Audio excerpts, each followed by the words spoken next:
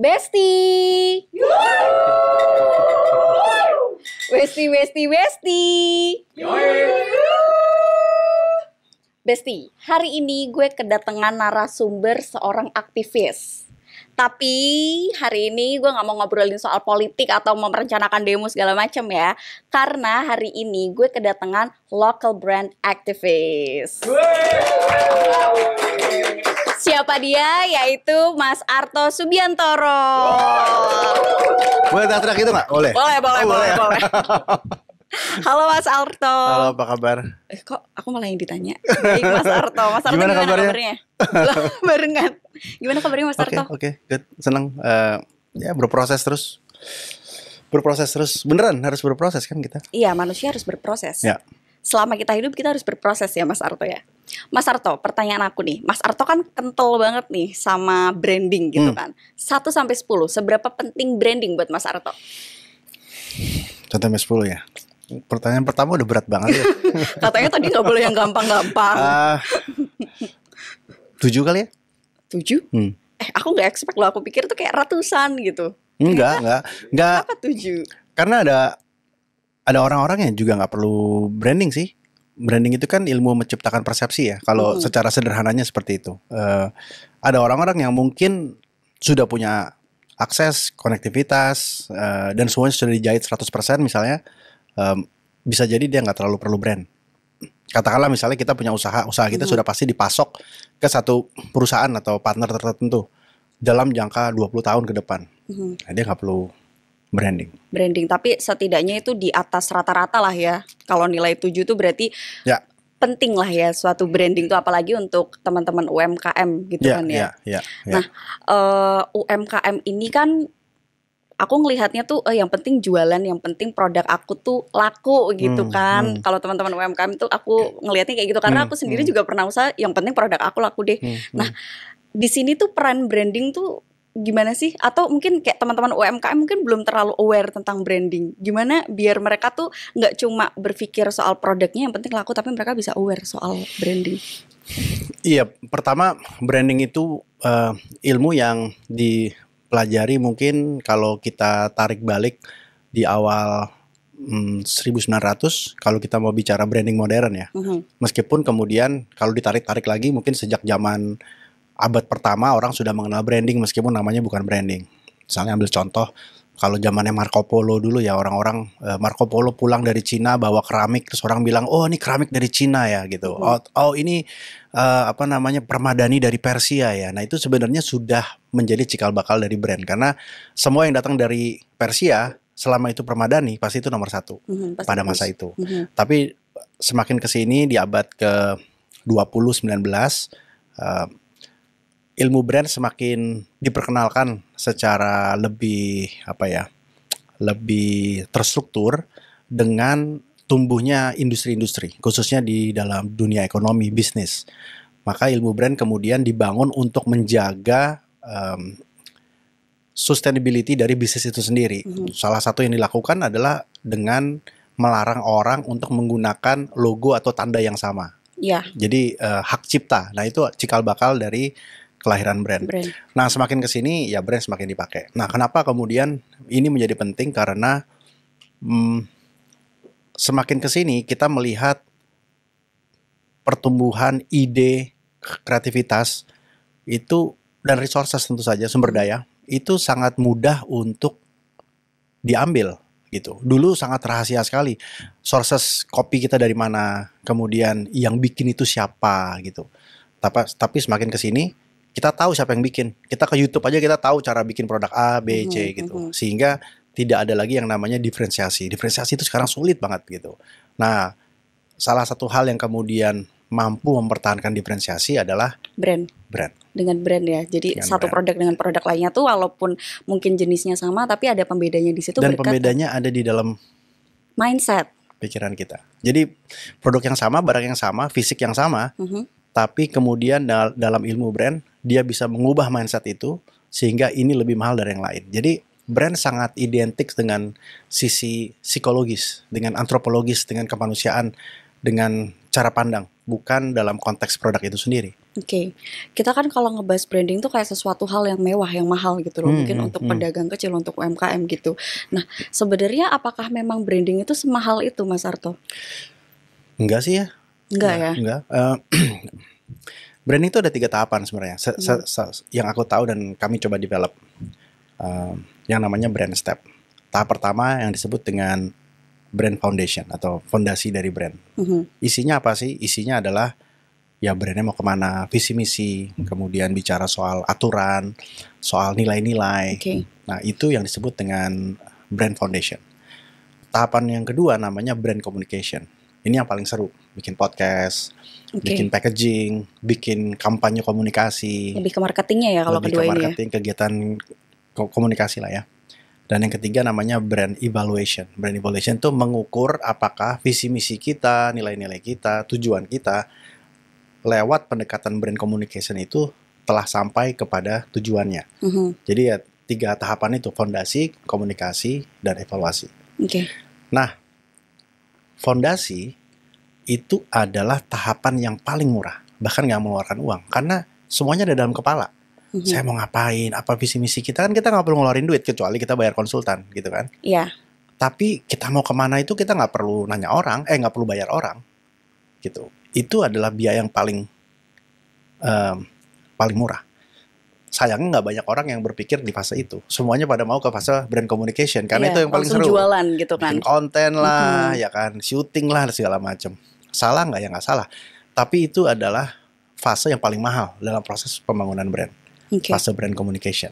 Dan semakin besar pasarnya, semakin besar biayanya. Gitu. Itu resiko dari proses pembangunan brand communication. Nah, selama kita bisa kuat dan memahami brand foundation kita, brand strateginya mau kemana, apa yang mau kita tuju, titik kebahagiaannya seperti apa, gitu ya. Aku menyebutnya titik kebahagiaan. Jadi titik di mana kita merasa brand kita sudah oke nih, gitu kan.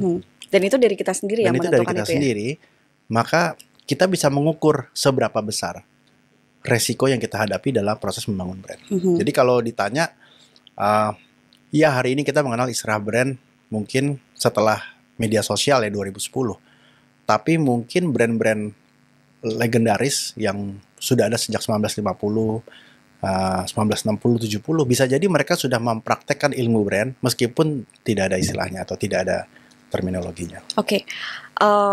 Kalau aku ada pertanyaan nih, brand dulu atau jualan dulu? Branding dulu atau jualan dulu? Tergantung. Lu punya duit, tergantung lu punya kuasa. Duitnya. Kalau nggak punya duit ya jualan dulu. Oh gitu. Kalau ada duitnya, bener. Sebenarnya gini, brand dan jualan itu bisa jalan berbarengan. Di dalam dunia brand itu ada namanya istilahnya 5 sensory experience, yaitu mata, telinga, dan lain-lainnya. Jadi kalau kita sedang membangun brand, kita buka Instagram, media sosial, itu kita menyentuh berapa banyak panca indera? Kalau Instagram berarti mata dan tangan. Tangan. Apa sih? Tangan. Mata, telinga. Apa sih? Penciuman, rasa, sama sentuhan. Sentuhan, iya. 5 panca indera ya. Kalau Instagram berapa panca indera? Mata, telinga, jilat. Enggak dong. Jawabnya serius lagi. Enggak dong.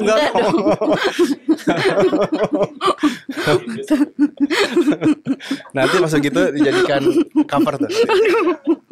Mata dan telinga. Telinga, iya. Jadi ketika kita ingin membangun brand dengan pendekatan media sosial, kita hanya menyentuh 2 dari 5 panca indera yang tersedia. Teorinya adalah semakin banyak panca indera disentuh, maka semakin cepat brand itu terbentuk. Kan kira-kira gitu. Misalnya nih hari ini aku ingin membangun kesan, oh Mas Arto nih orangnya ramah gitu. Iya. Buka Instagram. Lihat dari mukanya, cara berpakaiannya, ngomongnya di Instagram. Tapi begitu kita ketemu, kita salaman, kita berdialog, mungkin kita melakukan beberapa hal yang membuat kita akhirnya tahu, oh ternyata dia ramah. Jadi pendekatan membangun persepsi itu tidak bisa hanya dilakukan secara digital. Dia harus dibangun dengan menggunakan kelima sensor. Nah, kegiatan apa yang memperkuat brand tapi menggunakan kelima sensornya? Apa?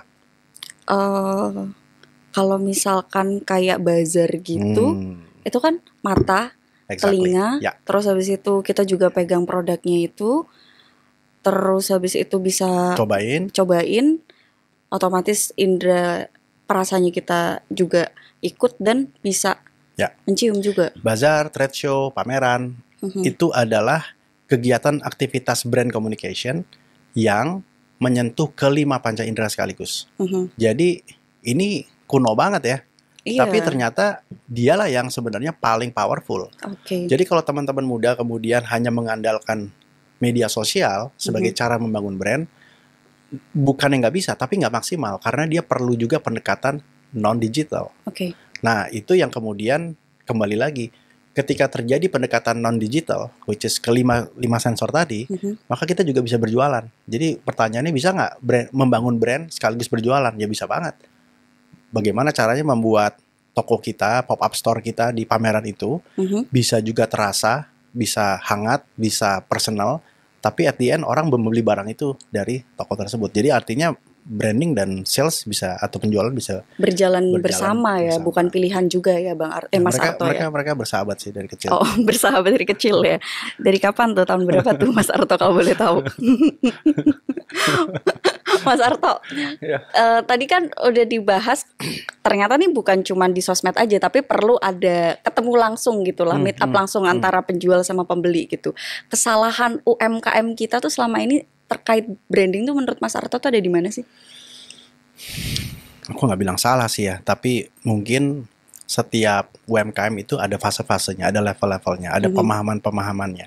Bisa jadi saat itu ia berpikir branding itu adalah marketing. Itu yang aku lakukan juga.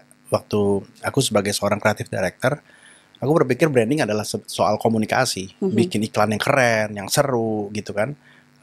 Aku pernah bekerja untuk sebuah multinational company, global brand nomor 1 di dunia. Aku sok-sok kreatif, sok-sok keren gitu. Tapi selama produknya tidak connect dengan marketnya, maka mau kita jukir balik juga nggak akan works. Ini sama seperti kita mendorong UMKM untuk masuk ke e-commerce. Kita dorong mereka masuk, selama produknya tidak relevan dengan marketnya. Kan ini cuma display kan. Kan e-commerce itu seperti toko retail, kan dia adalah display.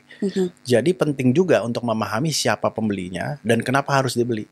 Begitu sudah ketahuan, taruh di toko, dia akan dibeli. Tapi kalau tidak ada potensi pembelian, ditaruh di toko manapun juga nggak akan beli. Nah, bisa kan dari review kalau misalkan e-commerce? Ya itu salah satu. Tapi kan review hari ini bisa juga kita akalin. Kita bisa mereview sendiri bareng-bareng kan. Kita bisa membeli produk kita sendiri bareng-bareng. Artinya nggak salah untuk menaruh produk kita di e-commerce. Tapi yang lebih penting adalah bagaimana mengconnect antara supply dan demand. Nah, selama ini kita selalu fokus kepada aplikasi atau platform yang tujuannya mempercepat pembelian. Tapi kita tidak fokus kepada kepentingan kenapa barang itu diciptakan dan harus dibeli oleh si pembeli. Jadi mempelajari kebiasaan. Misalnya contoh, aku ambil contoh yang paling sekarang lagi banyak happening, misalnya baju-baju hijab gitu ya, baju-baju muslim wear. Berapa banyak brand baju muslim yang sudah ada di Indonesia? Cukup banyak sih kalau untuk belakangan ini. Ya mungkin sangat banyak ya. Dengan berbagai macam brand. Salah nggak? Nggak salah. Tapi kalau kita mempelajari behavior pasar, market, kita melihat banyak wanita-wanita muslim yang kemudian suka olahraga. Maka keluarlah baju brand fashion muslim khusus untuk muslim. Itu adalah cara seorang entrepreneur melihat dan menyelesaikan masalah itu dari potensi yang ada di lapangan gitu. Nah, lebih spesifik lagi, ada nggak kemudian ya aku tahu ada brand muslim khusus untuk perempuan muslim yang suka berenang. Jadi muslim swimwear, spesifik market lagi. Gitu. Nah, itu terjadi karena kemampuannya melihat apa yang ada dan kemudian mencoba menjawab yang dibutuhkan tadi. Begitu dia membuat positioning itu, mengetahui di situ ada kebutuhan, baru sama dia ditaruh di e-commerce. baru orang datang ke e-commerce untuk beli. Jadi e-commerce itu hanyalah tempat untuk menaruh barang kita. Edukasinya adanya di Instagram misalnya. Edukasinya adanya misalnya di pertemuan langsung dengan konsumen. Edukasinya bisa jadi di seminar-seminar gitu. Jadi masing-masing fungsi platform itu berbeda-beda. E-commerce punya fungsi sendiri, Instagram punya fungsi sendiri, dan kita harus menyadari itu. Tapi kuncinya adalah bagaimana kita menemukan supply dan demand tadi. Kita mempelajari trennya di Instagram mungkin, terus setelah itu baru menaruh produknya itu di e-commerce untuk menjual. Seperti itu mungkin kita memahami kebiasaan pasar. Jadi ini tahun ke-25 aku belajar brand. 5 tahun terakhir aku nggak pernah baca buku brand. Lagi. Pindah haluan atau gimana? Nggak, aku sekarang bacanya hal-hal yang mendukung proses pemahaman brand. Aku belajar antropologi sekarang. Mau tahu tuh orang Kebumen, orang Banyumas, sama orang Bogor cara berpikirnya gimana terhadap produk itu. Karena berkomunikasi dengan orang Sunda dan berkomunikasi dengan orang Madura, caranya berbeda, barangnya sama. Artinya bukan di produk, tapi di the way we communicate. Belajar ekonomi syariah, belajar sosiologi, belajar filsafat. Karena mereka berpengaruh dalam proses pembangunan sebuah brand. Ilmu brandnya sendiri ya itu aja. Ada tahapan-tahapannya tadi kayak brand foundation, brand communication, brand evaluation, ya itu aja sih. Di luar sana juga banyak pendekatan-pendekatan brand lain ya dari guru-guru lain. Tapi kalau kita kembali melihat apa sih ujungnya ada pasar yang harus kita penuhi. Dan ini juga menarik karena kita selalu belajar tentang potensi pasar. Ada nggak pasarnya? Ini kalau kita mau tarik balik ke konteks brand dalam hubungan dengan kewirausahaan ya. Ada nggak pasarnya? Padahal kadang-kadang ada cara berpikir yang berbeda. Ketika tidak ada pasarnya, disitulah saatnya saya membangun pasar. Sehingga dalam dunia brand ada istilahnya the first in category. Menjadi yang pertama di kategori tersebut. Dulu nggak ada yang mikirin pemakaman sebagus itu, gitu katakanlah ya. Lalu ada brand yang fokus kepada pemakaman eksklusif. Dan sekarang laku. That will be the first in category. Kenapa nggak ada yang mikir? Karena nggak ada pasarnya. Maka dalam konteks kewirausahaan, ada pasar atau tidak ada pasar itu tidak penting. Yang lebih penting adalah mentalitas orang tersebut dalam melihat keadaan itu. Orang-orang yang punya pemikiran masa depan, dia tidak perlu pasar, dia menciptakan pasar. Jadi ini level kewirausahaan yang lebih tinggi. Mas Arto, kalau teman-teman UMKM nih sering mensalahartikan branding itu tuh sebagai merek, dan mereka tuh kayak berlomba-lomba menjadikan nama merek itu tuh supaya ear catching. Nah, ini ada beritanya juga nih. Bukan hanya nama yang ear catching, brand lokal juga harus punya value kuat. Ini statementnya dari Mas Arto sendiri. Oh ya? Iya nggak sih? Itu Mas Arto. Oh iya. Itu Mas Arto sendiri. Gimana menurut Mas Arto? Apakah betul? Iyalah, kalau aku yang ngomong pasti benar. Bisa jadi setelah berapa tahun kemudian berbeda gitu. Kebetulan aku baru selesai menulis buku tahun lalu. Judulnya namanya apa? Namanya apa? Ya, namanya apa? Judul bukunya namanya apa? Apa gitu. Ya, buku itu meneliti tentang bagaimana proses nama diciptakan. Kan banyak sekali teman-teman wirausaha pemula yang mau punya usaha kan. Lalu mereka ingin menciptakan nama, dan menurutku itu nama sangat penting sekali karena nama itu adalah nomor 2 yang terjadi setelah konsep. Pertama kita punya ide mau bikin bisnis apa, lalu kita keluar dengan nama, dan nama itu nggak boleh diubah tuh, kecuali nama itu melakukan sesuatu kesalahan sehingga dia harus mengubah, merebranding namanya. Tapi selama nama itu baik-baik saja, maka kita nggak mungkin dong punya brand ganti nama setiap 3 tahun 5 tahun ya, nggak ada gunanya membangun brand. Ganti logo boleh, tapi nggak boleh ganti nama gitu. Nah, nama menjadi penting karena nama itu harus punya relevansi dengan si target audience. Jadi kalau kita hanya mau bikin nama yang lucu-lucuan saja tanpa ada relevansinya dengan si target market, pasti dia juga tidak akan bisa bertahan lama. Berarti memang nama sebuah brand tuh memang sepenting itu ya Bang Arto, Mas Arto ya, supaya ketika dari sisi customernya, oh namanya ini, jadi kayak lebih inget gitu loh. Jadi kalau misalkan mau beli baju, oh ingetnya ini, gitu nggak sih? Iya benar. Bisa dibilang kayak gitu ya. Tapi dia harus punya value. Kalau dia nggak punya value, orang nggak akan ingat nama itu. Value itu artinya gini, barang itu, brand itu penting buat saya. Saya punya konektivitas dengan barang itu, sehingga saya mau beli, gitu kan. Jadi di Amerika ada brand mentega nih, namanya I don't believe it's not a butter. Oh iya, aku pernah tahu itu. Itu nama brandnya tuh. Ya. Terus ada brand popcorn yang namanya aneh banget ya, udah gitu lah pokoknya. Tapi orang-orang yang ngerti brand itu, ya kalau luxury brand misalnya Gianfranco Ferragamo gitu misalnya, ya kita sih nggak bisa nyebutin ya. Tapi kalau kita merasa brand itu punya value, kita pasti akan ingat dan kita akan memaksa diri kita untuk ingat. Setidaknya kalau nggak bisa nyebut namanya, tahu lah kalau ada brand itu. Betul.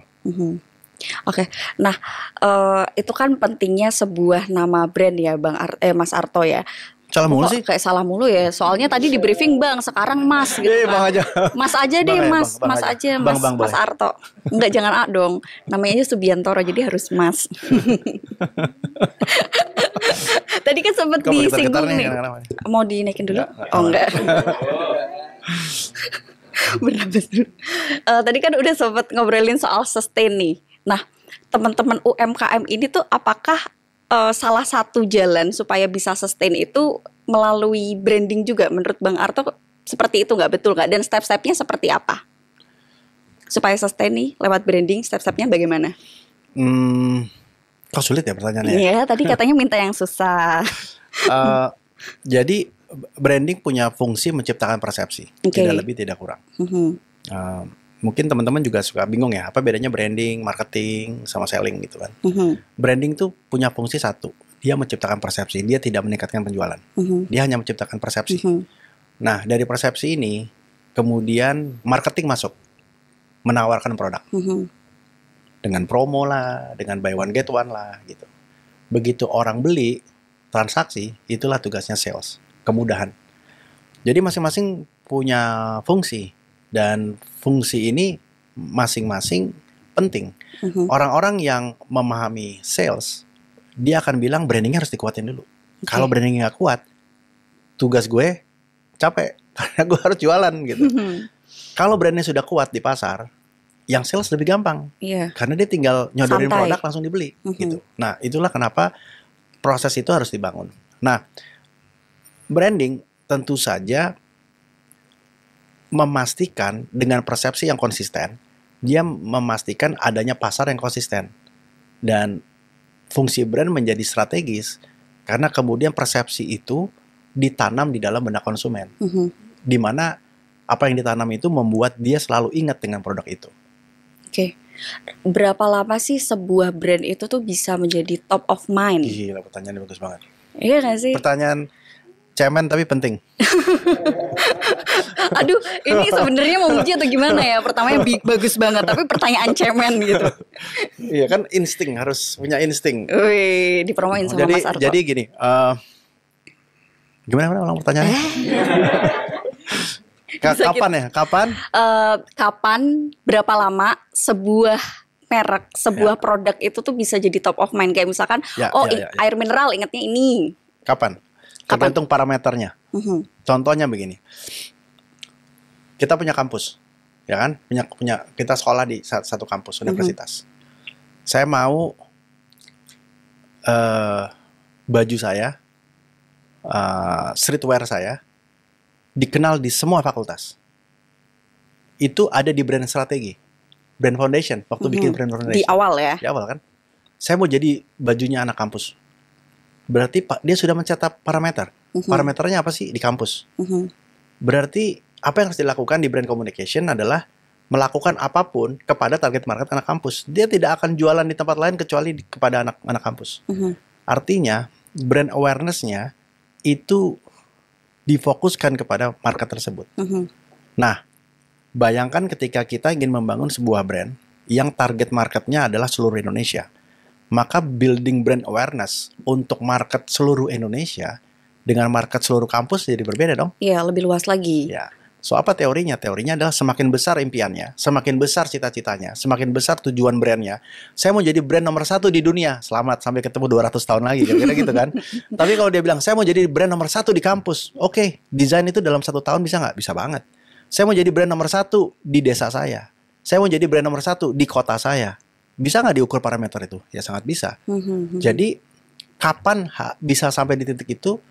Kita harus kembali lagi kepada parameter. Nah, parameter itu yang seringkali tidak dimiliki oleh seorang wirausaha karena dia tidak tahu titik parameter, titik kebahagiaannya dari mana. Titik kebahagiaan. Ya. Oke, berarti tergantung seberapa besar mimpi dia gitu. Kebanyakan orang kan mungkin kayak mimpi yang penting produknya terkenal nih. Dan contoh mimpi ini bukan hanya, contoh parameter ini bukan hanya parameter teritorial atau demografik, tapi behavior. Contohnya misalnya gini, market saya adalah perempuan berhijab yang suka berenang di bawah usia 30 tahun. So that is parameter. Nah, parameternya gimana? Ya ukurannya itu ada berapa market itu. Berapa besar ceruk pasarnya. Market saya adalah senior citizen, lansia yang suka ngemil di atas usia 70 tahun. Nah, ketika kita tahu siapa market kita dan fokus kepada market itu, artinya apa? Kita akan ada di tempat-tempat klinik kesehatan, di rumah sakit, mungkin ada di tempat kantor-kantor pengambilan dana pensiun, misalnya gitu ya. Produk kita ada di situ. Nah, kita menjadi brand nomor 1 di market orang-orang yang usia di atas 70 atau 80 tahun tadi. Gitu. Tergantung sama market yang kita tentukan di awal ya, foundationnya di mana ya. Nah, itu problemnya, soalnya banyak yang tidak tahu, misalnya dia bikin kerupuk gitu ya, dia nggak tahu marketnya siapa. Ya anak-anak makan, ibu-ibu makan, orang tua makan, anak muda makan, sehingga akhirnya tidak bisa mendefinisikan brand awareness-nya seperti apa. Oke. Gitu. Mas Arto, aku tuh sekarang sering lihat kayak brand cepet banget naiknya karena mungkin pengaruh media sosial gitu loh. Tapi nggak lama juga untuk menunggu mereka tuh redup gitu loh. Itu kenapa sih Mas Arto kok bisa kayak gitu? Kok banyak fenomena seperti itu? Bukan banyak ya, mungkin ada dan aku sering melihat itu gitu loh.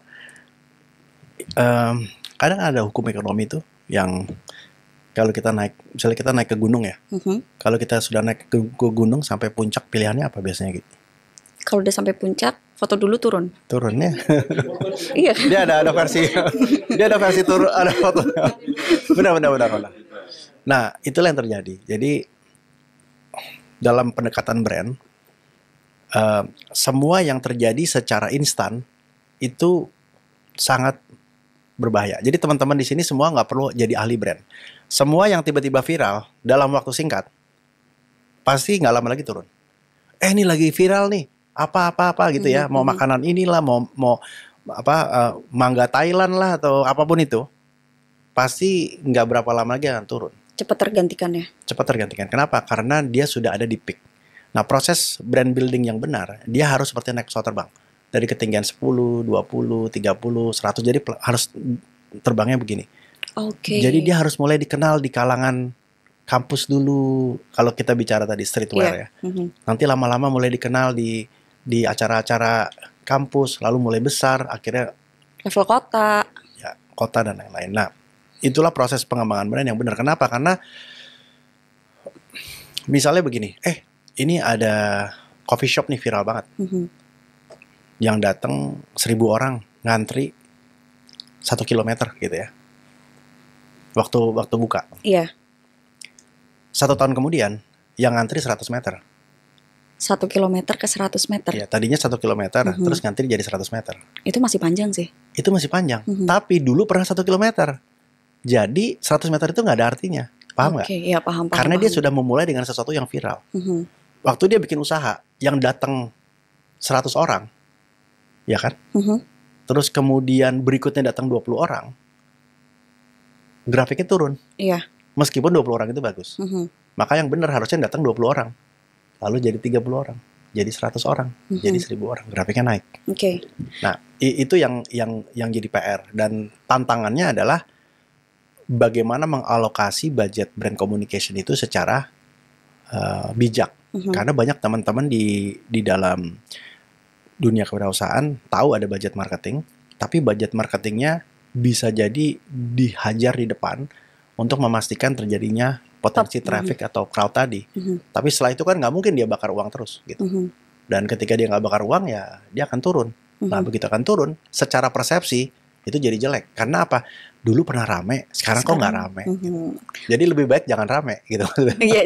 Bertahap ya gitu. Iya, Jadi pelan-pelan terus gitu. Hari pertama yang beli 1, besok 2. Ya. Sampai 1 tahun yang beli 2 orang dan doang. kita bisa belajar.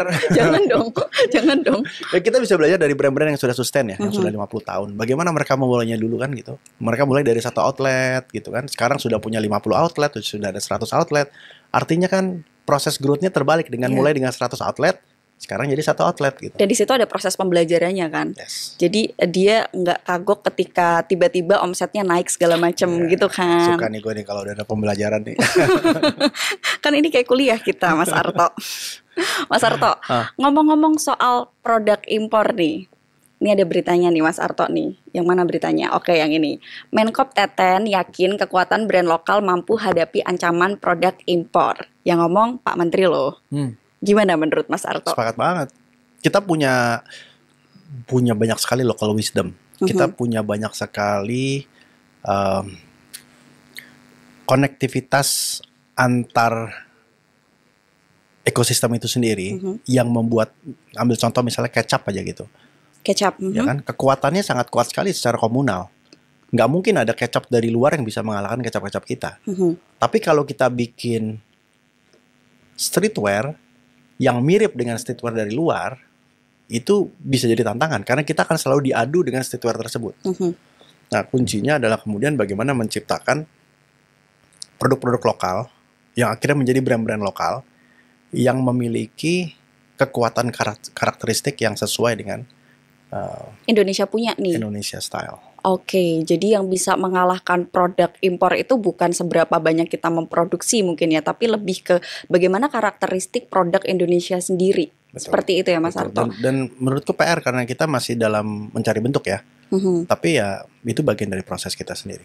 Mencari bentuk, maksudnya kayak produk Indonesia tuh seharusnya seperti apa gitu. Ya. Misalnya ngomongin Belgia, udah kebayang oh ini coklat gitu kan. Oh ini mungkin berhubungan dengan jam tangan gitu.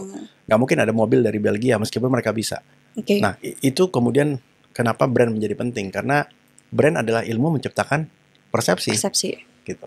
Tapi bukannya dengan Indonesia yang punya berbagai kekayaan budaya terus alamnya segala macam, harusnya kita berpotensi punya karakteristik dong Mas Arto. Ya, wellness industry itu sesuatu yang sangat harusnya kita kuasain.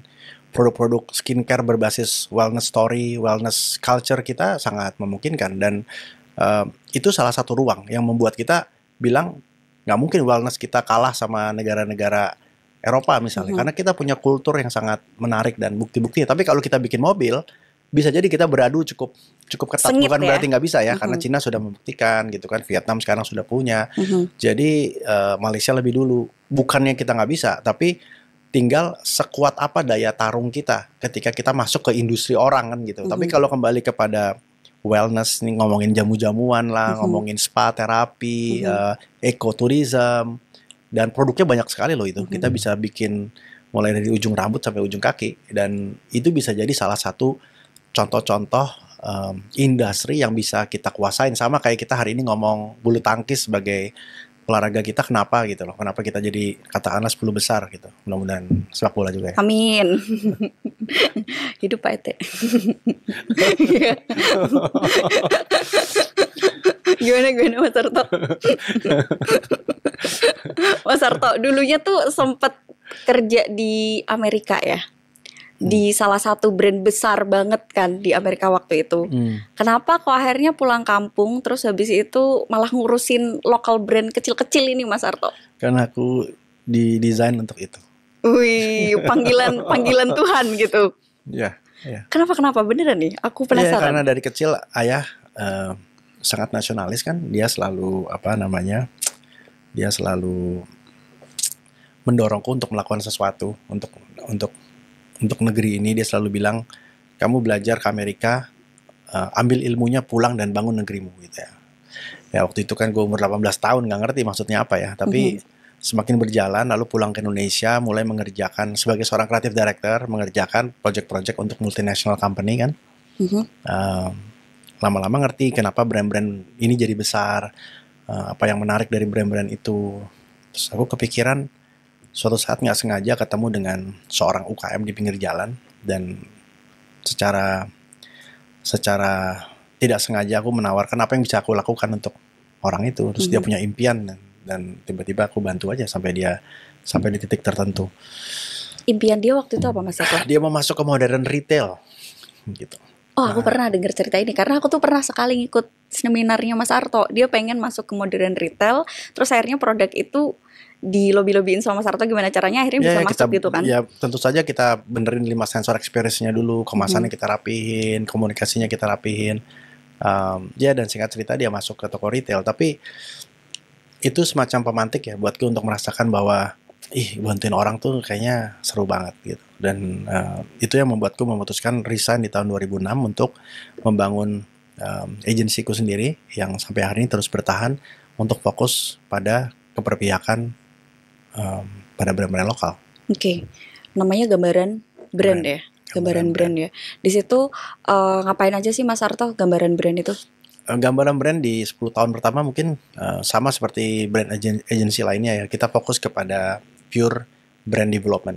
Bedanya adalah kita berpihak pada brand lokal. Artinya Gambaran Brand tidak bisa mengerjakan brand-brand dari luar.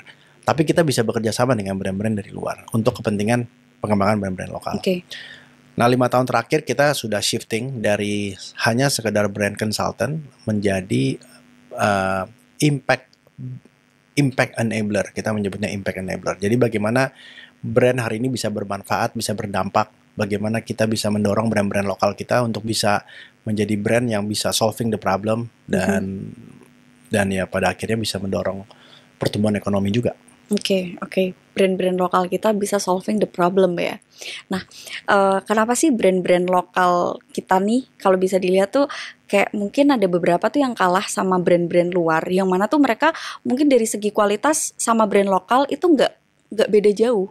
Tapi karena brand lokal ini dia jual mahal, terus malah yang beli tuh lebih banyak ini daripada brand lokal. Jadi kayak brand lokal tuh jadi nomor 2 gitu loh dibandingkan brand-brand dari luar. Menurut Mas Arto kenapa sih bisa kayak gitu padahal harganya mahal? Iya, sebenarnya kembali lagi kepada persepsi ya. Tidak semua brand dari luar itu juga bisa survive loh di sini. Artinya banyak sekali brand-brand dari luar yang merasa 280 juta market Indonesia itu potensi, mereka kesini ya mereka juga tutup. Jadi ini bukan soal brand luar atau brand lokal, soal bagaimana brand itu stay relevan dengan market yang ada di Indonesia. Kita lihat beberapa brand-brand multinational F&B makanan gitu ya, yang mungkin sudah sejak tahun 70 ada di Indonesia, sampai hari ini masih ada. Tapi ya mereka harus mengubah menunya, mulai dari roti jadi nasi dan lain-lain. Itu kan adaptasinya susah banget. Iya. Bayangin mereka di setiap negara harus beradaptasi seperti itu. Artinya apa? Artinya bukan soal dia brand dari luar atau brand dari lokal. Tapi bagaimana dia bisa beradaptasi dengan market itu. Nah, kalau soal mahal atau murah, ini kembali kepada persepsi pasar kita memang. Orang-orang kita suka brand gitu. Ya, kadang-kadang pasar kita suka pikir kalau lokal itu harusnya murah gitu kan. Sebenarnya bagaimana proses menjadi mahal itulah yang harus dinarasikan. Karena kan nggak mungkin kita bikin gelang kayak gini tiba-tiba dijual 10 juta gitu, tanpa ada alasan tertentu. Artinya bukan di 10 jutanya masalahnya, artinya ada di kenapa saya harus membeli itu jadi 10 juta.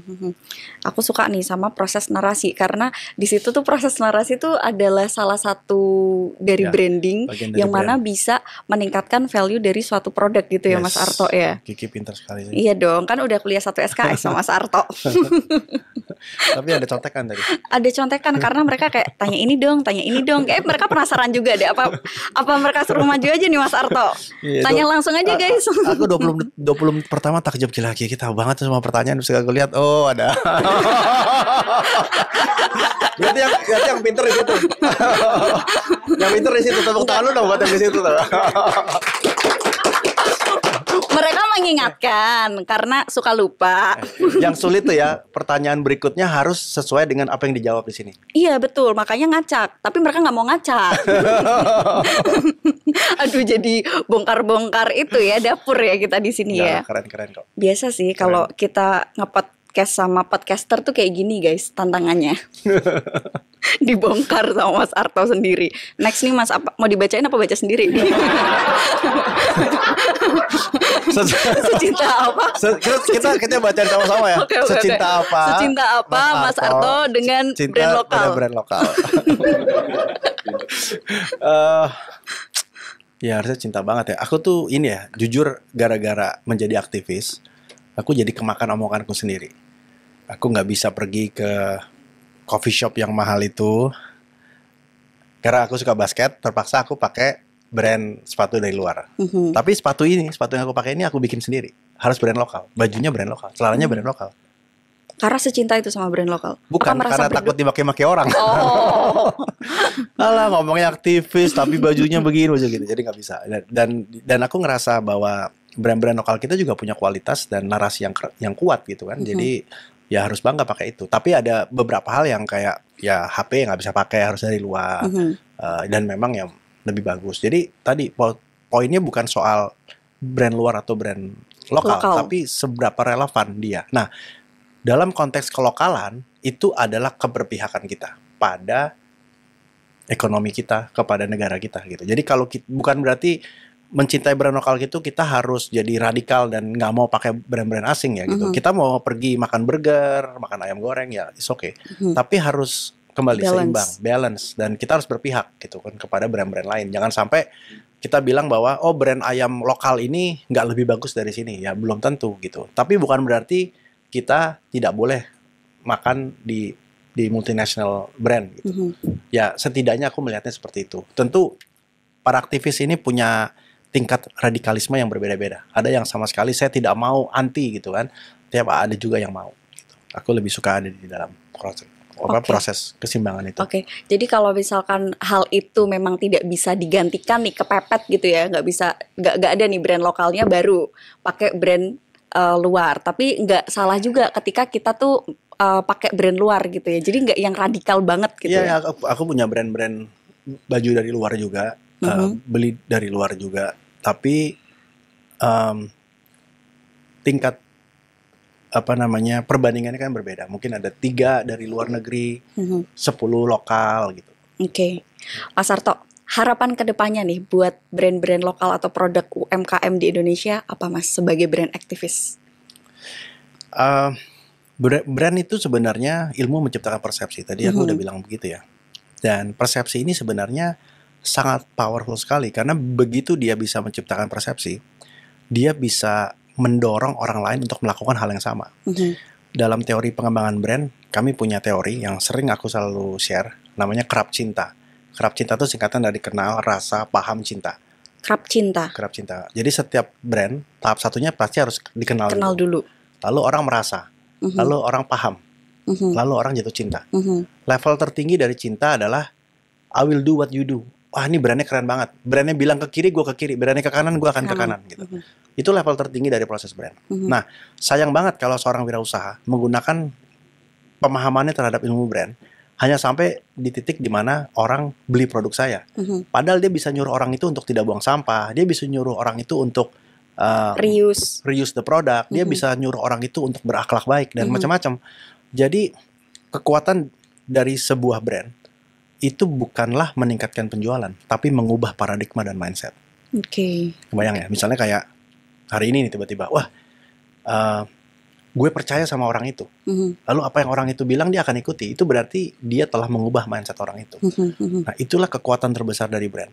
Pembelian adalah dampak dari orang percaya pada brand itu kan. Gitu. Jadi ketika kita bilang, besok jangan dukung ini ya, besok lakukan ini ya, maka follower dari brand itu dia pasti akan mengikuti. Nah, berapa banyak? Cukup satu.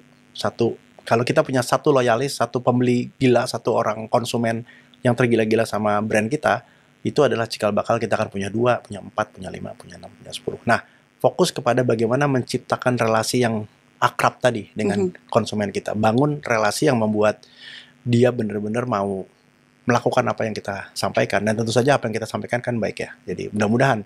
Tapi juga bisa jadi tantangan ketika yang tidak kita sampaikan baik, maka dia juga akan melakukan hal yang sama. Oke. Cukup baik sekali.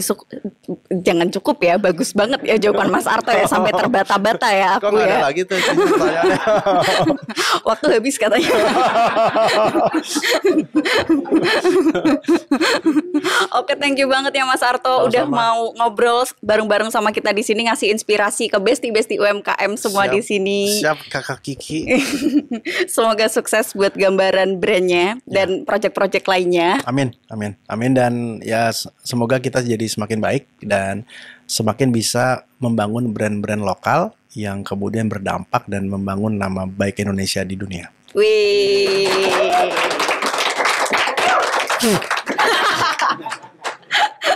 Nah, itu dia Besti, obrolan seru bareng sama Mas Arto Subiantoro. Pokoknya kalian nyesel deh kalau nggak nonton sampai akhir. Tonton terus Insting di kanal YouTube Kemenkop UKM dan jangan lupa untuk terus like, komen, dan subscribe akun YouTube kita ya. Bye Besti.